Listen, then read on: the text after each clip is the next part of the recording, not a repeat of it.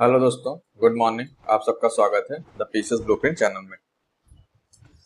आज एनसीईआरटी की हम लोग की 8वीं क्लास है और क्लाइमेटोलॉजी चैप्टर कर रहे हैं। पिछले क्लास में हम लोग एटमॉस्फेयर में कौन कौन सी गैसेस होती हैं, वाटर वेपर का क्या रोल है और डस्ट पार्टिकल्स का क्या रोल होता है और क्या इफेक्ट होता है उनका, वो सब हमने पढ़ा था पिछली क्लास में। ठीक, आज हमको स्टार्ट करना है स्ट्रक्चर ऑफ द एटमॉस्फेयर।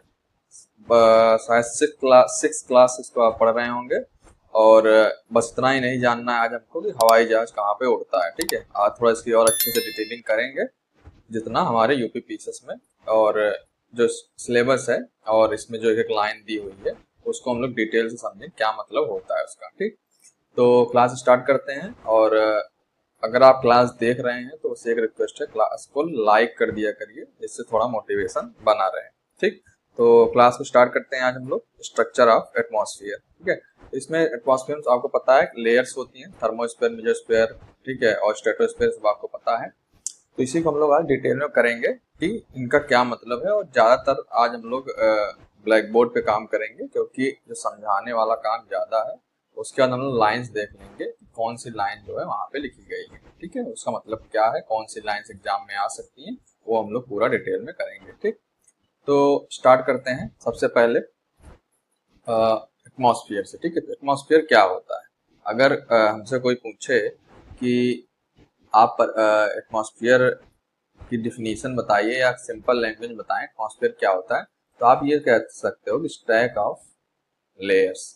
ठीक, स्टैक ऑफ लेयर्स जिससे हम कॉइन का एक स्टैक बनाए। ठीक है, तो मान लो यहाँ पे 1 रुपए का है, ठीक है, 1 रुपये का है, फिर यहाँ 2 का, फिर यहाँ 5 का, फिर यहाँ 10 के। ठीक है, ऐसे कॉइन्स रखे गए हैं तो एक स्टैक बन गया इनका। ठीक है, मतलब एक लेयरिंग कर दी गई है सिक्कों के। ठीक है, जैसे हम लोग जब क्लोरोप्लास्ट पढ़ते हैं बायोलॉजी में, तो उसमें हम लोग पढ़ते हैं क्लोरोप्लास्ट में थैलाकॉइड की स्टैकिंग होती है। ठीक, तो उसी तरीके से यहाँ पे लेयर्स की स्टैकिंग है। अब लेयर्स किस चीज की बनी है, तो लेयर्स यहाँ पे किस चीज की लेयर्स है, लेयर्स यहाँ पे है गैसेस की। ठीक, इसके पहले वाली क्लास में हमने गैसेस के बारे में पढ़ा था कि एटमॉस्फेयर हमारे नाइट्रोजन, ऑक्सीजन, फिर ऑर्गन, फिर कार्बन डाइऑक्साइड, ये मेनली 4 जो गैसेस होती है इनका कंपोजिशन ये आप घटते क्रम में देख रहे हो।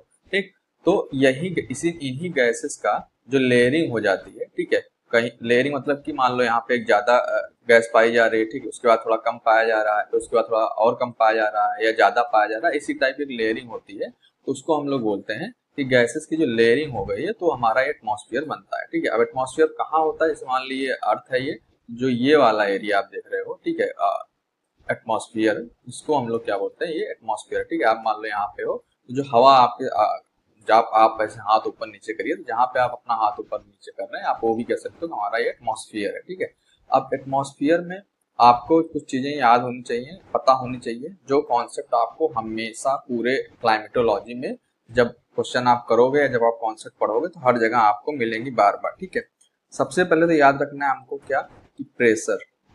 ठीक, प्रेशर जब हम ऊपर जाते हैं यानी जब हाइट बढ़ती है तो आपको याद रखना है कि जो प्रेशर है वो कम होता है। ठीक, उसके बाद याद रखना है डेंसिटी। डेंसिटी का भी सेम है, अगर हम हाइट बढ़ाएंगे, ठीक, तो डेंसिटी जो है वो कम होगी। तो ये पहले तो ये कॉन्सेप्ट है, इसको आपको याद रखना है। कैसे होता है, क्यों होता है, ये हम लोग जब प्रेशर वाला चैप्टर पढ़ेंगे तब पढ़ेंगे। ठीक है, फिलहाल आज सबसे ज्यादा काम जिसका है वो है टेम्परेचर का। ठीक है, तो हम लोग नॉर्मली क्या पढ़ते हैं कि टेम्परेचर जो है, जब हम एल्टीट्यूड बढ़ाते हैं, एल्टीट्यूड बढ़ाने पे टेम्परेचर घटता है। ठीक है, ये कह सकते हैं कि जब एल्टीट्यूड बढ़ाते हैं तो टेम्परेचर जो है वो घटता है या इनवर्सली प्रोपोर्शनल होता है हाइट के। ये नॉर्मल बात हम लोग बोलते हैं हमेशा। ठीक है, तो ये जहां तक है, ये अगर हम लोग ट्रोपोस्फियर की बात करें जो हमारी अर्थ की पहली लेयर है एटमॉस्फेयर की, उसमें ये बात सही होती है। ठीक है, लेकिन टेम्परेचर जो है हमेशा ऊपर जाने पे घटता ही नहीं है। ठीक है, टेम्परेचर किसी लेयर में बढ़ता भी है उसके बाद घटता भी है। यही हम लोग आज पूरा अच्छे से इसको समझेंगे कि कैसे कहाँ पे टेम्परेचर कब बढ़ता है और टेम्परेचर कब घटता है। मेन आज हमारा जो काम होगा ज्यादातर इसी कॉन्सेप्ट का रहेगा, टेम्परेचर के कॉन्सेप्ट पे। ठीक, तो अगर अब हम लोग इसी टेम्परेचर के बेसिस पे, ठीक है, टेम्परेचर के वेरिएशन पे टेम्परेचर का बिहेवियर कैसा है उसके हिसाब से अगर हम अपने एटमॉस्फेयर को डिवाइड करें, तो इसमें आपको पता है सबसे पहली लेयर हम लोग बोलते क्या है, ट्रोपोस्फियर या क्षोभ मंडल। ठीक, उसके बाद हमको पता है दूसरी लेयर क्या होती है, स्ट्रेटोस्फियर, स्ट्रेटोस्फियर, ठीक। तीसरी लेयर समताप मंडल को हिंदी में बोलते हैं, ठीक। उसके बाद मेजोस्फियर, तीसरे लेयर हमको पता है। फिर चौथी लेयर हमको पता है क्या होती है, थर्मोस्फियर, ठीक। और पांचवी लेयर क्या होती है, एक्सोस्फियर, ठीक। अब ये जो हमने इसको क्लासिफाई किया है लेयर्स को, ये किसके बेसिस पे किया है, टेम्परेचर के बिहेवियर पे, ठीक। या टेम्परेचर का रोल कैसे होता है कि हम कौन से लेयर, एटमॉस्फेयर को कौन से लेयर में डिवाइड कर सकते हैं कि टेम्परेचर ट्रोपोस्फियर में अलग होगा, स्ट्रेटोस्फियर में अलग होगा, मेजोस्फियर में अलग होगा, थर्मोस्फियर में अलग होगा, एक्सोस्फियर में अलग होगा, ठीक। तो अब हमारा सबसे ज्यादा जो टाइम लगेगा और सबसे ज्यादा जो इम्पोर्टेंट है, ये प्री के लिए भी और मेंस में क्वेश्चन भी इससे पूछता है कि ट्रोपोस्फियर जो है वो हमारे वेदर फिनोमिना में कैसे काम करता है, इसका क्या रोल होता है, ठीक है। तो ये आपको मेंस के लिए भी इंपॉर्टेंट हो जाएगा, प्री के लिए इंपॉर्टेंट तो है ही, ठीक। तो हमारा सबसे ज्यादा टाइम जो है इसमें लगेगा ट्रोपोस्फियर को समझने में, क्योंकि ट्रोपोस्फियर जो मेन है, इसमें सारे वेदर फिनोमिना और टेम्परेचर का मेन इफेक्ट जो है इसी में होता है, तो हम लोग ज्यादा टाइम इस पे देंगे। उसके बाद स्ट्रेटोस्फियर इंपॉर्टेंट है, बाकी तीन जो है वो एक लाइन दो लाइन जिसमें इंपॉर्टेंट है, जो एग्जाम में पूछे जाते हैं या पूछे जा सकते हैं, उसको हम लोग करेंगे, ठीक। तो सबसे पहले हम लोग क्या बात करेंगे, ट्रोपोस्फियर की, ठीक है। ट्रोपोस्फियर हम लोग स्टार्ट करते हैं और इसको अच्छे से समझते हैं, बहुत इंपॉर्टेंट है और इसको आराम से समझेंगे, ठीक। तो ये हमको पता है, आप सबको पता है, इसके पहले भी हमने पढ़ा है, ये क्या है, अर्थ है, ये इक्वेटर लाइन हो गई, ये हमारा क्या हो गया, पोल हो गया, ठीक। अब आपको ये पता है यहाँ पे तिरछी रेज आती है सन की, ठीक। और यहाँ पे कौन सी रेज आती है सन की, डायरेक्ट रेज आती है यहाँ पे। ये इतनी चीजें आपको मैंने पहले भी क्लासेस में बताई हैं, ठीक। इसका मतलब क्या है, यहाँ पे टेम्परेचर जो है सरफेस का ज्यादा होगा, और यहाँ पे अगर रेज कम आ रही है तो यहाँ पे टेम्परेचर जो है वो आपको कम दिखेगा, ठीक। तो ये आप कह सकते हो यहाँ पे कि जैसे जैसे हम लोग इक्वेटर से पोल की तरफ जाते हैं, ठीक, इक्वेटर से पोल की तरफ जाते हैं, तो आपको पता है क्या हो रहा है, यहाँ पे टेम्परेचर जो है कम हो रहा है, क्यों, क्योंकि इंसोलेशन जो है, सोलर इंसोलेशन, वो वहां पे उतनी ज्यादा डायरेक्टली नहीं आती है जितनी इक्वेटर पे आती है, ठीक। पहला कॉन्सेप्ट आपको ये पकड़ना है यहाँ पे, ठीक। अब इसको हम लोग थोड़ा नॉर्मल देखते हैं, ये इक्वेटर, ठीक, ये सरफेस वाला एरिया है, ठीक है, ये इक्वेटर है, ठीक। अब यहाँ पे क्या है, सोलर इंसोलेशन जो है वो डायरेक्ट है, ठीक। अब इसका मतलब है यहाँ पे आपको पता है, हमने जब गैसेस वाला कॉन्सेप्ट पढ़ा था इसी चैप्टर में, तो ये पता है आपको यहाँ पे गैसेस जो है ऐसे प्रेजेंट होती हैं, ठीक। अब ये मान लो, इसको ऐसे करते हैं, इसको पोल बोलते हैं, ठीक, ये क्या हो गया, पोल। और मतलब हमने इसको 2D फिगर में लिया है, ठीक। ये हमारा क्या हो गया, इक्वेटर वाला रीजन, ठीक है। ये पोल पोल दोनों साइड, बीच में हमारा इक्वेटर वाला रीजन। अब आपको पता है कि यहाँ पे गैसेस इस तरह से प्रेजेंट होती है, ठीक। ट्रोपोस्फियर में हम लोग दो कॉन्सेप्ट पढ़ेंगे, एक टेम्परेचर का क्या इफेक्ट होता है, दूसरा ग्रेविटी का क्या इफेक्ट होता है, ठीक। तो हम लोग सबसे पहले टेम्परेचर का इफेक्ट पढ़ रहे हैं यहाँ पे, ठीक। तो हमको पता है कि सरफेस के पास इस तरह से गैसेस लगी हुई हैं और ऊपर भी गैसेस जो हैं ऐसे पाई जाती है डिफरेंट टाइप की। अब होता क्या है, अब आपको पता है कि इक्वेटर पे सनरेज डायरेक्टली आ रही है, तो इसका मतलब क्या है, यहाँ पे हीटिंग जो है वो कैसी होगी, यहाँ पे हीटिंग जो है वो ज्यादा होगी, किसके कंपेरिजन में, यहाँ पे हीटिंग जो है ज्यादा होगी किसके कंपेरिजन में, पोल के कंपेरिजन में, ठीक। अब एक लाइन आपको यहाँ पे याद रखनी है कि सरफेस का टेम्परेचर जैसा होगा, ठीक, वैसी वहां की हवा होगी, ठीक है। तो इसको ऐसे बोल सकते हैं कि जैसा सरफेस वैसी वहां की हवा, ठीक। इसका मतलब क्या हुआ, अगर सरफेस का टेम्परेचर यहाँ पे ज्यादा है तो जो यहाँ पे एयर होगा, एयर क्या होता है, मिक्सचर ऑफ गैसेस, तो जो यहाँ पे एयर होगी इसका भी टेम्परेचर ज्यादा हो जाएगा, ठीक है। यानी इसका टेम्परेचर, यहाँ पे जो एयर है उसका टेम्परेचर ज्यादा हो गया। और पोल पे आप सरफेस देखोगे अगर, तो वहां पे वैसे भी आइस प्रेजेंट है, ठीक है। उसके बाद स्लांटिंग रेज आ रही है, तिरछी रेज आ रही है सूरज की, तो वहां पे टेम्परेचर उतना ज्यादा नहीं है, ठीक है। तो वहां पे टेम्परेचर भी कम है, तो इसका मतलब यहाँ का सरफेस कैसा है, कोल्ड है, और इक्वेटर का सरफेस कैसा है, यहाँ पे वार्म है, ठीक। अब जो कोई चीज गर्म होती है तो आपको पता है उसके मॉलिक्यूल्स जो हैं वो ऊपर उठना स्टार्ट करते हैं, ठीक। जो जब ये गर्म होगी, यहाँ की गैसेस जो गर्म होंगी तो सीधी सी बात है ऐसे ऐसे से ऊपर उठना स्टार्ट होंगे। ठीक, जैसे जैसे हम लोग पोल की तरफ चलते जाएंगे, यहाँ पे आप देखोगे वो टेम्परेचर जो है ड्रॉप होता रहेगा, तो यहाँ पे गैसेस जो है उतनी ज्यादा नहीं उठ पाएंगे। ठीक है, तो ये कुछ तरह इस तरह से गैसेस जो हैं वो एटमॉस्फेयर में आपके प्रेजेंट होगी। मतलब पोल के पास थोड़ा सा सरफेस के पास होंगी और इक्वेटर के पास जो है सरफेस से थोड़ा ज्यादा हाइट पे रहेंगी। ठीक, तो अब आप देख रहे हो कुछ इस तरीके से आपको एक पैटर्न दिखेगा कि पोल के पास जो है गैसेस ज्यादा ऊपर तक नहीं उठी हैं, लेकिन इक्वेटर के पास जो है इनकी हाइट जो है वो ज्यादा उठ गई है। ठीक है, अब ये हाइट कितनी होती है, तो ये 18 किलोमीटर तक यहाँ पे जैसे एनसीईआरटी में लिखा हुआ है कि इक्वेटर के पास 18 किलोमीटर तक हाइट होती है किसकी, ट्रोपोस्फियर की। ठीक है, अब वो क्यों होती है आपको समझ में आ गया, क्योंकि यहाँ पे सरफेस जो है वो वार्म है, और वार्म सरफेस है तो वहां की हवा भी जो है वार्म होगी, और जब कोई चीज वार्म होती है, गर्म होती है, तो वो राइज अप करती है। ठीक है, रेज करती है, ऊपर की तरफ राइज करती है। ठीक, तो जो ऊपर की तरफ राइज करेगी तो वहां पे आप देखोगे कि जो हाइट होगी गैसेस की, वो गर्म गैसेस की हाइट जो है वो ज्यादा ऊपर की तरफ हो जाएगी, और पोल में क्या है, सरफेस यहाँ पे कोल्ड है, तो उतना ज्यादा गैसेस का राइज जो है वो नहीं होगा। ठीक, अब इसी को हम लोग क्या बोलते हैं, कन्वेक्शन। ठीक, ये हीट चैप्टर में आप पढ़ोगे फिजिक्स में, कन्वेक्शन कैसे होता है। ठीक, तो जब ऊपर की तरफ जो हीट राइज कर रही है इसको कन्वेक्शन करंट बोल सकते हैं यहाँ पे हम। ठीक, कन्वेक्शन करंट के द्वारा जो एयर है वो ऊपर की तरफ राइज कर रही है। तो ये आपको समझ में आ जाएगा यहाँ से। अगर अब आपसे कोई पूछे कि ट्रोपोस्फियर जो है, ठीक, वो इक्वेटर और पोल पे सेम हाइट का होता है, तो आप कह दोगे, आप क्या कहोगे, गलत बात है। ठीक है, इक्वेटर पे और पोल पे जो हाइट है वो सेम नहीं होती है। ठीक है, हाइट सेम नहीं होती है ट्रोपोस्फियर की। ट्रोपोस्फियर की हाइट आपको इक्वेटर के पास ज्यादा देखने को मिलेगी और पोल के पास कम देखने को मिलेगी। ठीक, ये बात हो गया टेम्परेचर से कैसे ट्रोपोस्फियर पे असर पड़ता है। ठीक, दूसरा बात करें अगर हम लोग ग्रेविटी की।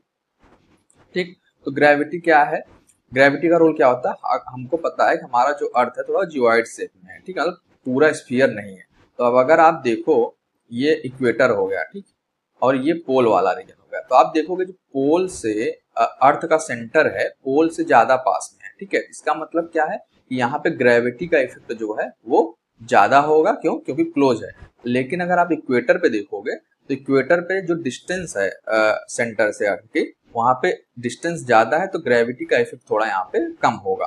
तो इस इफेक्ट से, ठीक है, ग्रेविटी के इफेक्ट से आप देखोगे कि पोल के पास फिर जो गैसेस होंगी वो थोड़ा नीचे की तरफ, ग्रेविटी के इफेक्ट से ज्यादा नीचे की तरफ रहेंगी, और इक्वेटर पे उतना ज्यादा ग्रेविटी का इफेक्ट नहीं लगेगा, थोड़ा हाइट उनका बढ़ जाएगा। ठीक, तो ये एक रीजन हो गया ग्रेविटी का। क्यों, क्योंकि हमारी जो अर्थ है थोड़ा जियोइड शेप में, टोटल स्फीयर नहीं है। ठीक है, थोड़ा सा वो जियोइड शेप इस टाइप का, अंडाकार टाइप का है। ठीक है, तो ये आपको चीज पहले से पता है। ठीक है, तो यहाँ पे समझना यह था कि पोल जो है वो सेंटर के, अर्थ के सेंटर से पास होता है, तो इसलिए जो यहाँ पे ग्रेविटी का इफेक्ट होता है वो ज्यादा होता है किसके कंपेरिजन में, इक्वेटर के कंपेरिजन। ठीक, तो ये बात हो गई हमारी किसी ट्रोपोस्फियर की, कैसे यहाँ पे कन्वेक्शन करंट जो है वो ऊपर उठती हैं, तो उससे हमारा जो ट्रोपोस्फियर है वो इवन नहीं रहता है, पोल पे ज्यादा कम रहती है हाइट उसकी, और इक्वेटर पे उसकी हाइट जो है वो ज्यादा रहती है।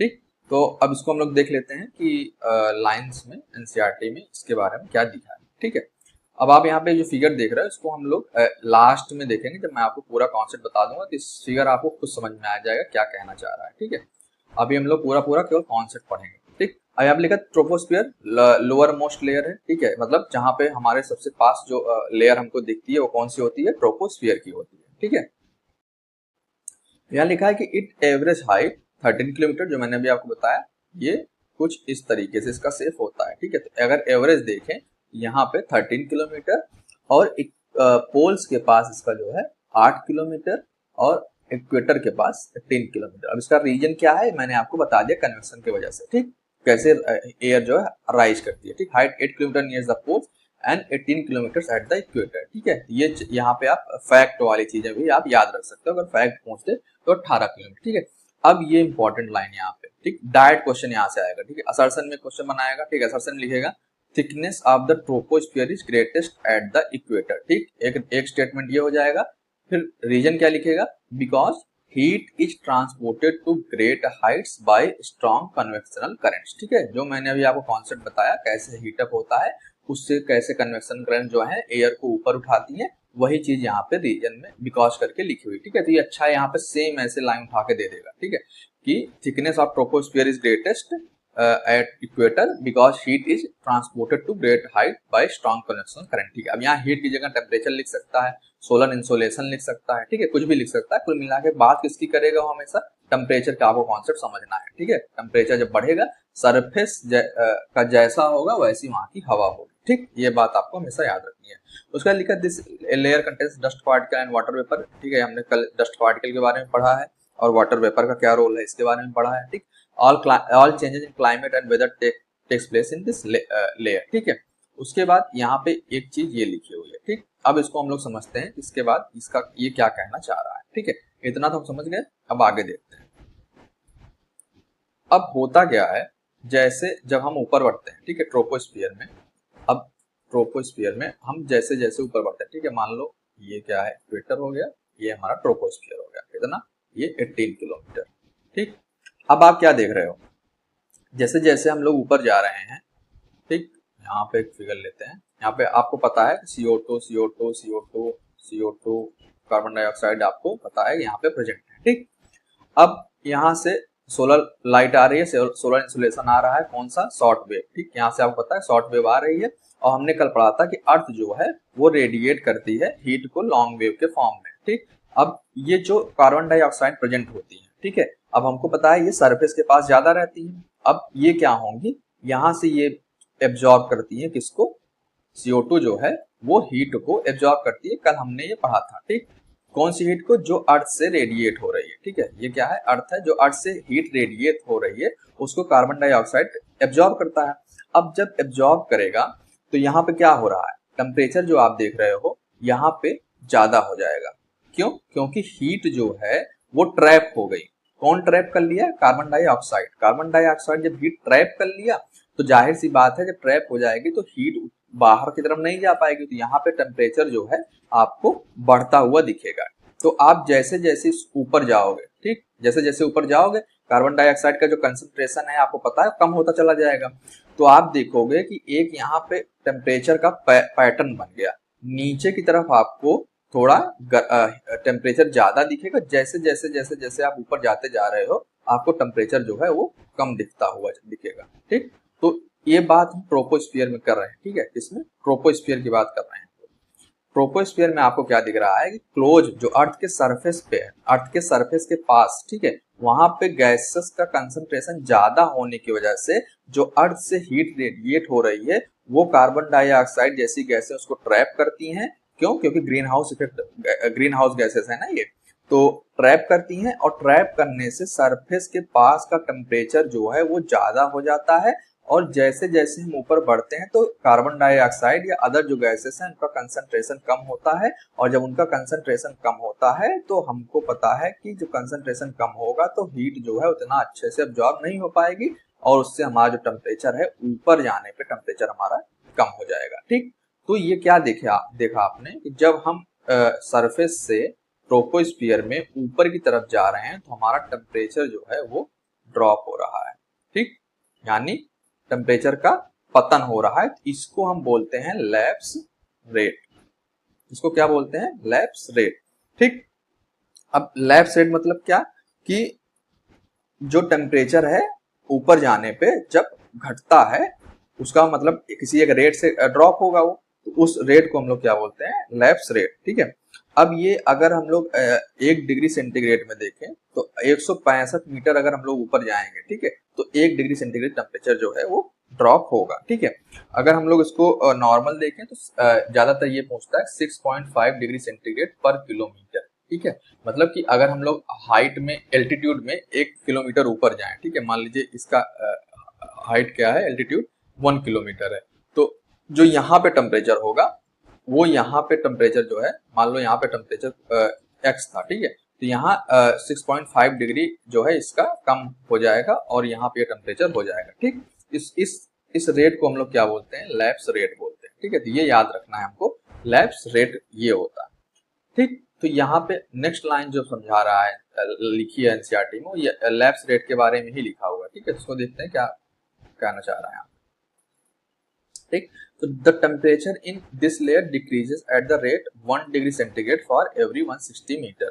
ठीक, इसी को हमने किलोमीटर में देख लिया था, 6.5 डिग्री सेंटीग्रेड पर किलोमीटर। ठीक है, this is the most important layer for all biological activity. ठीक है, अब आपको पता है सारे इकोसिस्टम जो है हमारे इसी लेयर में पाए जाते हैं, जितनी वेदर फिनोमिना होती है वो इसी लेयर में पाई जाती है। ठीक है, तो ये चीज आपको यहाँ पे ट्रोपोस्फियर के बारे में समझ में आ गई। अब ये हम लोग ग्राफ देखते हैं, यहाँ ग्राफ पे क्या कह रहा है। अब आप देख रहे हो ये स्टार्ट हुआ टेम्परेचर। ठीक है, ये क्या है टेम्परेचर, ये क्या है एल्टीट्यूड वाई एक्सिस पे, एक्स एक्सिस पे टेम्परेचर है। आप देख रहे हो 20 डिग्री सेंटीग्रेड जो एवरेज टेम्परेचर है अर्थ का, वहां से स्टार्ट हो रही है क्या ट्रोपोस्फियर। और आप देख रहे हो जैसे जैसे हमारा एल्टीट्यूड बढ़ रहा है हमारा, आप देख रहे होगे कि जो टेम्परेचर है वो ड्रॉप कर रहा है, इसी को हम लोग क्या बोलते हैं लैप्स रेट। ठीक, अब ड्रॉप कितना करके जा रहा है 60 डिग्री तक, -60 डिग्री तक जो है टेम्परेचर ट्रोपोपॉज पे हमको दिखने को मिलता है। ठीक है, ट्रोपोपॉज क्या है, जहां पे ट्रोपोस्फियर खत्म होता है और जहां वहां से स्ट्रेटोस्फियर स्टार्ट होता है। तो यहाँ पे कुछ जो डिस्टेंस होती है वो कांस्टेंट रहती है टेम्परेचर की। ठीक है, जैसे आप यहाँ पे देख रहे होगे स्ट्रेट लाइन है, इसका मतलब क्या है, यहाँ पे टेम्परेचर जो है कुछ दूरी के लिए कांस्टेंट बना हुआ है। इस वाले रेंज को हम लोग क्या बोलते हैं ट्रोपोपॉज। ठीक है, जहां ट्रोपोस्फियर खत्म हो रहा है स्ट्रेटोस्फियर शुरू हो रहा है। तो आप देखोगे कि जैसे जैसे हम लोग ट्रोपोस्फियर में ऊपर की तरफ जा रहे हैं हमारा टेम्परेचर ड्रॉप हो रहा है। ड्रॉप क्यों हो रहा है, क्योंकि जो गैसेस होती हैं वो नीचे की तरफ सरफेस ज्यादा प्रेजेंट होती हैं, वो हीट को ज्यादा ट्रैप करती हैं।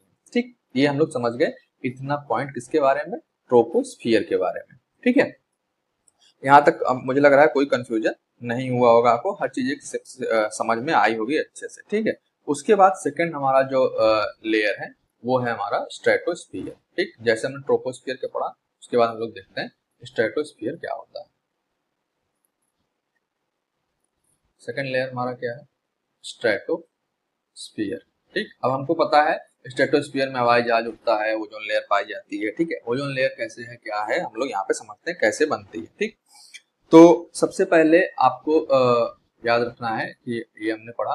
ठीक है, 18 किलोमीटर तक हमने क्या पढ़ा ट्रोपोस्फियर है।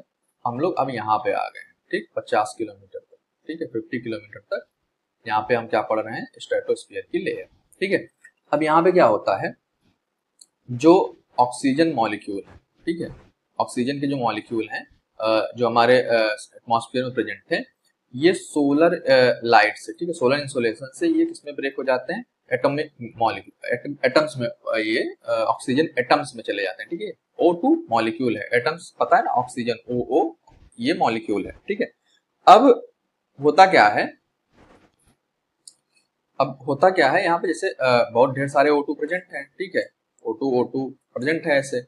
अब कुछ इसमें से क्या हो रहा है सोलर इंसोलेशन से ब्रेक होके एटम्स में हो जा रहे हैं। ठीक है, ऑक्सीजन एटम बन जा रहा है। अब यही ऑक्सीजन एटम क्या करता है, इस O2 के साथ रिएक्ट करके O3 बनाता है। ठीक है, ये इससे रिएक्ट करके क्या बना लेगा O3 बना लेगा। ठीक है, अब यहाँ पे आप देख रहे हो O3 मॉलिक्यूल आपको दिखने लगे, यही O3 जो है हमारा ओजोन गैस है। ठीक, ये आपको स्ट्रेटोस्फीयर वाले ओजोन गैस की मैं बात कर रहा हूँ। ठीक है, ट्रोपोस्फीयर में ओजोन गैस पाई जाती है, लेकिन वो हम लोग एनवायरनमेंट में जो पॉल्यूशन वाला चैप्टर पढ़ेंगे उसको वहां हम लोग डिस्कस करेंगे। अभी आपको स्ट्रेटोस्फीयर की ओजोन गैस की बात में बता रहा हूँ। ठीक है, अब आपको पता है कि ओजोन गैस जो है हमने बचपन से पढ़ा है कि ओजोन गैस जो सन से यूवी रेज आती हैं उसको ये एब्जॉर्ब करती है या अर्थ पे आने से रोकती है। ठीक, अब आप क्या देख रहे हो, कोई चीज अगर हीट को एब्जॉर्ब कर रही है, ठीक है, इसका मतलब है कि वो वहां के उस एरिया का टेम्परेचर जो है, उस जगह का टेम्परेचर जो है वो बढ़ जाएगा। जैसे यहाँ पे कार्बन डाइऑक्साइड टेम्परेचर को बढ़ा रहा था हीट को ट्रैप करके, वैसे अपर मतलब स्ट्रेटोस्फीयर में ओजोन जो है वो यूवी रेज को एब्जॉर्ब करके वहां पे टेम्परेचर बढ़ाएगा। ठीक, जैसे जो सेम काम CO2 यहाँ पे लोअर सरफेस में कर रहा है स्ट्रेटोस्फीयर के, वही सेम काम स्ट्रेटोस्फीयर में कौन कर रहा है ओजोन लेयर कर रही है। ठीक, तो वो ऑक्सीजन ओजोन गैस का ऐसे पूरा एक लेयर बन जाता है। ठीक, लेयर बनने से क्या होता है, अब जो आ रही है यूवी रे ये इसको ट्रैप कर लेंगी, अर्थ पे नहीं आने देंगी। तो यहाँ पे आपको क्या दिखेगा, टेम्परेचर फिर से आपको बढ़ता हुआ दिखेगा। ठीक, जो टेम्परेचर अभी आपको दिख रहा था घटते हुए, जब हम लोग ट्रोपोस्फियर से एल्टीट्यूड वापस एल्टीट्यूड ऊपर कर रहे थे, ऊपर की तरफ जा रहे थे, अब वही टेम्परेचर आपको स्ट्रेटोस्फियर में क्या दिखेगा, थोड़ा सा बढ़ता हुआ दिखेगा। ठीक है, जब आप एल्टीट्यूड में और ऊपर जाओगे, ठीक है, स्ट्रेटोस्फियर के ऊपर की तरफ जाओगे, रीजन क्या है उसका, ओजोन गैस। ठीक, क्यों, क्योंकि ये यूवी रेज को एब्जॉर्ब कर लेती है। ठीक है, अब क्या यहाँ पे भी आप क्या देख रहे हो, लैप्स रेट हो रहा है। ठीक है, लेकिन कैसा, यहाँ पे इन्वर्जन हो रहा है। क्या हो रहा है यहाँ पे, इन्वर्जन हो रहा है। इन्वर्जन मतलब क्या, कि जो प्रोसेस नीचे हो रहा था अब उसका उल्टा हो रहा है। जो टेम्परेचर घट रहा था अब वहां पे आप देख रहे हो टेम्परेचर जो है वो बढ़ रहा है। इसलिए यहाँ पे आपको जो वर्टिकल मिक्सिंग होती है, ठीक है, वर्टिकल मिक्सिंग यहाँ पे आपको कम देखने को मिलेगी या थोड़ा लिटिल देखने को मिलेगी। ठीक है, अब आप ट्रोपोस्फियर में जब देखोगे तो आपको वर्टिकल मिक्सिंग जो है वो ज्यादा देखने को मिलेगी। अब वर्टिकल मिक्सिंग क्या होता है, ये एक नया टर्म आ गया, इसको हम लोग समझ लेते हैं। वर्टिकल मिक्सिंग का मतलब क्या है यहाँ पे, ठीक है, तो वर्टिकल मिक्सिंग, हाँ वर्टिकल मिक्सिंग दे रहे थे हम लोग। तो वर्टिकल मिक्सिंग में क्या होता है, जिसे हम ट्रोपोस्फियर में पढ़ा, जब हम ऊपर की तरफ जा रहे थे, हाइट बढ़ा रहे थे, टेम्परेचर कम हो रहा था। इसका मतलब क्या है कि जो गर्म हवा है वो ऊपर की तरफ चली गई, जो गर्म हवा है वो ऊपर की तरफ चली गई। ये कौन सी है, वार्म एयर है। ठीक है, और जो कोल्ड एयर है, ठीक है, जो कोल्ड एयर है वो नीचे की तरफ हो गई।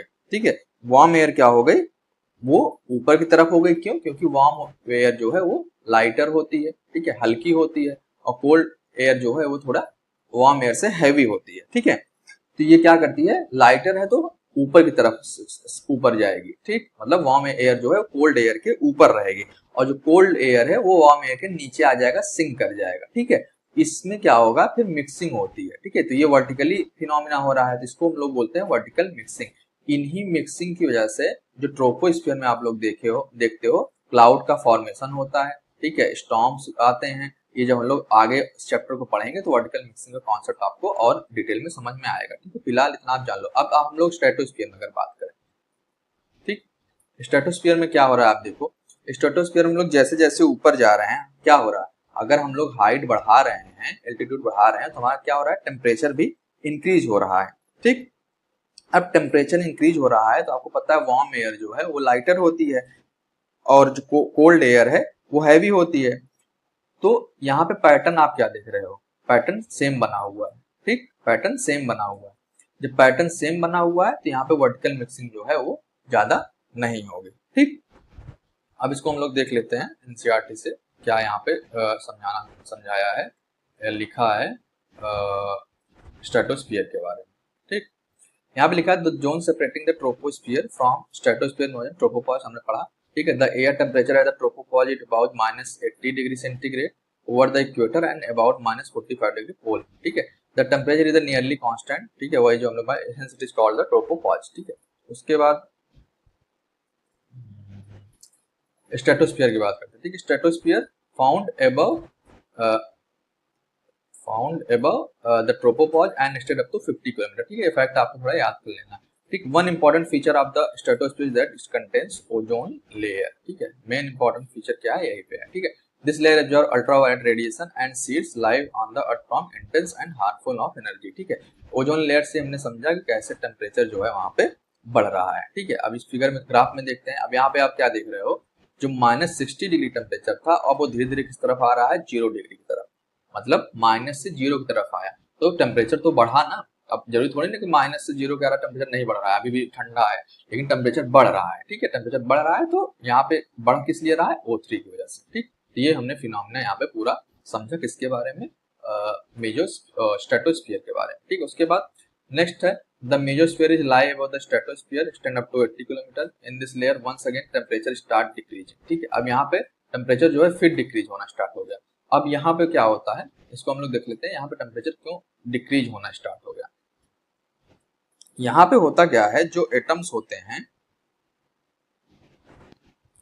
तो यहाँ पे होता क्या है मेसोस्फीयर में, यहाँ पे मेसोस्फीयर में जैसे हमने पढ़ा यहाँ पे गैसेस, यहाँ पे गैसेस जो थिन लेयर में होती है, ठीक, बहुत हल्की गैसेस पाई जाती हैं, बहुत जो हल्की गैस होती है वही पाई जाती है और बहुत कंसंट्रेशन गैसेस का कम होता है। तो यहाँ से कोई एब्जॉर्ब करने वाला उतना है नहीं, ठीक है। तो इसलिए यहाँ पे आप देखोगे टेम्परेचर एक बार फिर से आपको घटता हुआ दिखेगा, ठीक। यहाँ पे आप देख रहे हो फिर से एक बार -80 -90 तक, ठीक है, -90 डिग्री तक यहाँ पे आपको दिखेगा। अब यहाँ पे सबसे ज्यादा इंपॉर्टेंट क्या है कि पूरे एटमॉस्फेयर में, पूरे लेयर में सबसे ज्यादा कोल्डेस्ट लेयर है, ठीक है। सबसे इंपॉर्टेंट बात यहाँ पे आपको यही याद रखनी है कि ये सबसे कोल्डेस्ट लेयर अगर आपसे पूछे तो आपको याद रखना है कि मेसोस्फीयर होता है, ठीक है। यहाँ पे एक और फिनोमिना होता है, जो मेटियोर्स होते हैं इसी लेयर में आके वो बर्निंग होने लगता है उनमें, क्यों? क्योंकि फ्रिक्शन की वजह से, ठीक है। गैसेस कम है लेकिन इतनी कम नहीं है कि जो ऑब्जेक्ट आ रहे हैं हाई स्पीड से उनमें फ्रिक्शन ना क्रिएट कर पाए, ठीक है। तो यहाँ पे आपको याद रखना है कि मेटियोर्स जो है बर्न करते हैं कहाँ पे, मेसोस्फीयर लेयर में, क्योंकि फ्रिक्शन की वजह से वो ग्लो करने लगते हैं, ठीक है। तो मेसोस्फीयर के बारे में आपको इतना पता होना चाहिए, इंपॉर्टेंट बात, ठीक है। यहाँ पे क्या लिखा है, kilometre in this once again temperature है decreasing with the increasing in altitude and reaches up to -100 degree centigrade, ठीक है। उसका the upper limit of mesosphere, ठीक है। यहाँ पे आपको याद रखना है एक चीज और यहाँ पे ऐड करनी है आपको, मेटियोर्स वाली बात, ठीक है। ये चीज आपको यहाँ पे याद रखनी है। उसके बाद आयनोस्फीयर है, ठीक।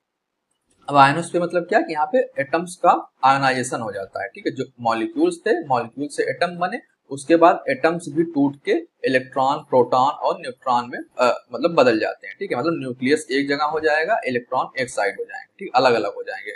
इससे क्या होगा, नेगेटिवली चार्ज पॉजिटिवली चार्ज जो है वहां पे मतलब चार्ज हो जाएगा, चार्ज एरिया कहलाएगा वहां पे, क्यों? क्योंकि वहां पे एटम्स का आयनाइजेशन हो जा रहा है वहां पे, ठीक है। ब्रेक डाउन हो जा रहा है एटम्स का भी, मॉलिक्यूल्स का नहीं, एटम्स का।